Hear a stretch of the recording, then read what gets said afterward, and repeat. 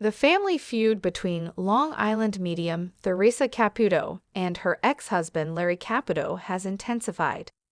Recently, Larry Caputo publicly insulted Theresa, saying, "This is my house. I kicked you out of here. If there's anything to be done, take legal action. But if you come to my house again, I'll hand you over to the police." With this statement, Larry Caputo has made it clear that he no longer wants Theresa around his property. The possibility of a legal battle between them is also looming, which could further complicate the situation. Theresa Caputo stood outside the grand house she once called home, staring up at its familiar facade. A gust of wind carried fallen leaves across the driveway, mirroring the whirlwind of emotions inside her. This house, filled with memories of laughter, love, and heartbreak, now stood as a fortress of rejection. Larry Caputo emerged from the doorway, his face hardened with anger. "This is my house. I kicked you out of here," he spat, his voice sharp as a knife. "If there's anything to be done, take legal action. But if you come to my house again, I'll hand you over to the police." Theresa clenched her fists, swallowing the lump forming in her throat. She had come for closure, not war. But Larry had drawn a battle line she could no longer ignore. "Larry," she said, her voice steady despite the storm brewing within. "We built this life together. You can't just erase me like I never existed." Larry scoffed. "You made your choice, Theresa. You walked away. Now stay away." Theresa took a deep breath, realizing the man before her was no longer the one she had loved. His words were not just a threat. They were a declaration. "Fine," she said, stepping back. "If it's a fight you want, it's a fight you'll get." She turned on her heel, walking away without looking back. But in her mind, the next step was clear. Her lawyer would be hearing from her first thing in the morning. The battle was far from over. However, inside the cold, gray walls of Greenhaven Correctional Facility, a group of inmates gathered in the chapel, curious yet skeptical. Theresa Caputo, the renowned Long Island medium, had been invited to conduct a spiritual reading for those who wished to connect with their loved ones beyond the grave. Among them sat Mikey Reynolds, a heavily tattooed man with a hardened face but sorrowful eyes. He had been serving a 15-year sentence for a crime he deeply regretted. He never believed in mediums or the afterlife, but something about Theresa's presence made him stay. Theresa, with her signature blonde hair and dazzling nails, stood before the group. She took a deep breath and closed her eyes. "I'm getting the presence of a woman," she said. "She's got a soft voice, but she was tough as nails. She's calling someone Mikey." Mikey's heart stopped. His mother had always called him that. Theresa turned toward him. "She's showing me a red scarf. Do you know what that means?" Mikey's hands trembled. His mother, who had passed away 3 years before his arrest, used to knit red scarves for the homeless every winter. "She's saying she forgives you," Theresa continued. "She knows you feel guilt, but she wants you to know you were always her little boy, and she never stopped loving you." A lump formed in Mikey's throat. His mother had died before he could apologize for the life he chose. Tears welled in his eyes. "She's proud of you for trying to be better," Theresa added. "She says you don't have to live in the past anymore." For the first time in years, Mikey felt the crushing weight of guilt lift. He covered his face with his hands and wept. The other inmates sat in stunned silence, watching as the toughest man in the room broke down. From that day forward, something changed in Mikey. He started writing letters to at-risk youth, warning them not to make the same mistakes. He volunteered for every prison rehabilitation program, and every night he whispered, "I love you, Ma," because somehow he knew she could hear him. However, Emily sat on her mother's old wooden porch, staring at the horizon, lost in memories. The autumn wind rustled the golden leaves around her feet, but she barely noticed. It had been 5 years since the accident, 5 years since she had survived and her sister Anna had not. The guilt weighed on her like a chain, making every breath feel undeserved. Her mother, Karen, had tried everything. therapy, support groups, even long vacations, but nothing could break Emily free from her grief. In a final desperate attempt, Karen booked a session with Theresa Caputo, the famous Long Island medium. The day of the reading, Emily sat stiffly in the chair, arms crossed. She didn't believe in this sort of thing. But when Theresa entered the room, her warm smile and reassuring energy made Emily feel something she hadn't in years: hope. "I have a young woman stepping forward," Theresa said, closing her eyes. "She's full of light, full of love. She's saying, Emmy, you need to let go of the guilt." Emily gasped. Only Anna had ever called her Emmy. Theresa continued, "She's showing me an accident, but she's not in pain. She's smiling, telling me that she doesn't blame you. She wants you to stop punishing yourself." Tears streamed down Emily's face. "But I should have done something. I should have saved her." Theresa shook her head.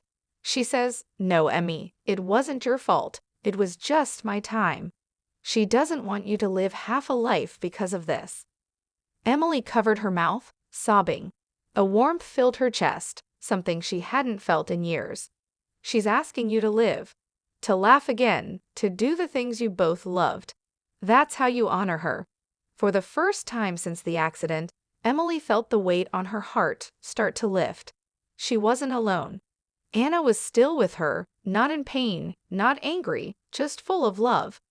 As the session ended, Emily looked at Theresa with gratitude. "Thank you," she whispered. Theresa smiled knowingly. "It wasn't me, sweetheart. It was Anna. She never left you." And for the first time in years, Emily stepped outside and breathed in the crisp autumn air, not as a burdened survivor, but as a sister who was ready to live again.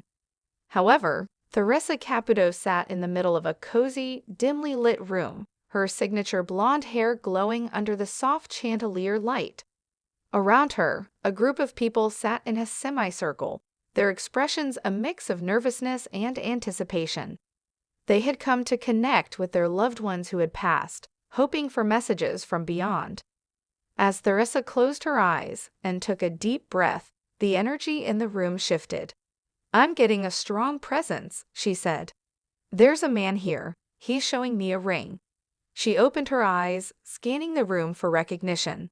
A young woman named Emily gasped, her hands flying to her mouth. "My fiancé, Jake. He passed away last year," she whispered, her voice trembling. Theresa smiled softly. "He's saying he never got the chance. He's showing me a proposal." "Did he plan to propose to you?" Emily burst into tears. "Yes, he had the ring, but he never got to ask me." The room fell silent, the weight of the moment pressing on everyone's hearts. Theresa tilted her head, as if listening. Then she nodded. "He's asking now, sweetheart. He's saying, 'Emily, will you marry me?'" A collective gasp filled the room. Emily sobbed, her shoulders shaking. "Yes, 1,000,000 times, yes," she cried, clutching her heart. Theresa wiped her own tears. "He wants you to know that love never dies, and he'll always be with you." The room erupted in emotions, sobs, smiles, and overwhelming warmth. Even the skeptics present couldn't deny the raw, undeniable power of the moment. Emily wiped her tears and whispered, "Thank you, Jake, I love you." And in that moment, everyone felt it, the love, the connection, and the beautiful truth that some bonds are never broken, even by death. However, Victoria Caputo sat on the couch, scrolling through her phone. Life had been overwhelming lately: divorces, family drama, and her new journey as a mother of twins. She needed something fun, something just for herself. That's when she stumbled upon a flyer. "Empower yourself through pole dancing, confidence, strength, and fun." She stared at it for a moment, and then thought, why not? Excited, she signed up for a beginner's class. But before she could even enjoy her little secret, her mother, Long Island medium Theresa Caputo, found out. Victoria had forgotten one thing: her mom could sense everything. At dinner, Theresa casually sipped her iced tea and said, "So, you're taking pole dancing lessons?" Victoria nearly choked. "Ma, how do you even know that?" Theresa smirked. Honey, I talk to spirits. You think I wouldn't know what my own daughter is up to? Larry Jr., Victoria's brother, burst out laughing. This is gold. Mom, are the spirits gossiping about her now? Very funny, Victoria said, rolling her eyes. Look, I just want to try something new, something empowering. Theresa sighed dramatically. I mean, if it makes you happy, but I better not see you swinging around in my living room, breaking my chandeliers. The next day, Victoria nervously walked into the studio. The instructor, a confident woman named Roxy, welcomed her. All right, ladies, let's get started. At first, Victoria struggled. She slipped, wobbled, and even fell once, but she laughed it off. With each lesson, she grew stronger and more confident. She felt amazing. One evening, she got a text from her mother. Theresa, so when's the family performance? Should I invite Grandma? Victoria groaned. Unbelievable. But deep down, she knew her mom was secretly proud. And maybe, just maybe, she'd convinced Theresa to try a class too. However, it was a chilly autumn evening when Theresa Caputo arrived at the old Victorian house in upstate New York. The air felt heavy, charged with emotions that weren't entirely of this world. She had been called here by Emily Carter, a woman tormented by the sudden and tragic loss of her younger brother Daniel. Emily greeted Theresa with teary eyes, clutching a silver locket that had belonged to her brother. I just need to know he's at peace, she whispered. Theresa took a deep breath, closed her eyes, and let the energy flow. A chill ran down her spine as she felt the presence of a spirit. The air around them shifted. Emily, Theresa said softly, your brother is here. Emily gasped, her grip tightening on the locket. Can you see him? Not the way you do, Theresa said, but I feel him. He's showing me a car, an accident. Tears streamed down Emily's face. Yes, he was in a hit and run. We never found the driver. It happened so fast, I never got to say goodbye. Theresa tilted her head as if listening. He says you were his best friend, his protector. He wants you to stop blaming yourself. There was nothing you could have done. Emily sobbed. I should have been with him. Theresa's voice softened. He says he's at peace. He's showing me a white feather. Does that mean anything to you? Emily gasped, reaching into her pocket. She pulled out a delicate white feather. I found this on my doorstep the morning after he died. I thought maybe it was a sign. Theresa smiled. It was. He's been trying to reach you, to tell you he's okay. He wants you to let go of the guilt and live your life. That's what would make him happy. A weight seemed to lift from Emily's shoulders. The room felt lighter, the grief less suffocating. She looked up, whispering, Thank you, Danny. I love you. Theresa opened her eyes, the connection fading. He loves you too, she said. Emily wiped her tears and, for the first time in months, managed a small smile. She finally had the closure she needed. As Theresa stepped out into the crisp night air, she glanced up at the sky. A single white feather above, landing softly at her feet. She smiled. You're welcome, Danny. However, the room was thick with anticipation. The cameras rolled as Theresa Caputo, the Long Island medium, sat across from a grieving mother clutching an old photograph. The woman's hands trembled, her eyes filled with unspoken pain. Theresa took a deep breath, closing her eyes. Suddenly, a wave of emotion crashed over her like an unexpected tide. A cold shiver ran down her spine. She gasped, her chest tightening as a presence filled the space around her. Oh my God, she whispered, tears welling up. He's here. Your son, he's here. The mother's lips quivered. You can really feel him. Theresa nodded, wiping her eyes. It's overwhelming. He's showing me a blue bicycle. He's laughing. Did he love to ride? The mother let out a sob. Yes, that was his favorite thing. He was hit by a car while riding it. Theresa's body tensed as she clutched her chest. The energy was so strong, almost suffocating. He's saying it wasn't your fault. He needs you to know that. Her voice broke as a single tear slid down her cheek. The woman covered her mouth, shaking her head. I always blamed myself. I should have been watching him. No, Theresa said firmly, her voice thick with emotion.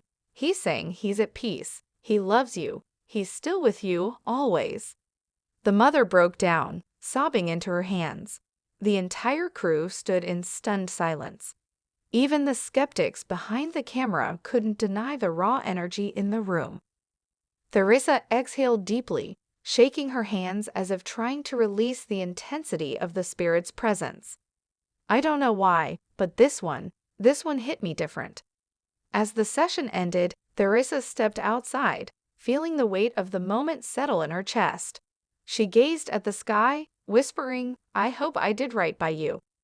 Somewhere in the distance, a soft wind blew, gentle, comforting, and full of unseen presence. Hello lovely viewers, welcome to my channel. I am Mina, hope your day is so well. If you like the video, don't forget to subscribe the channel.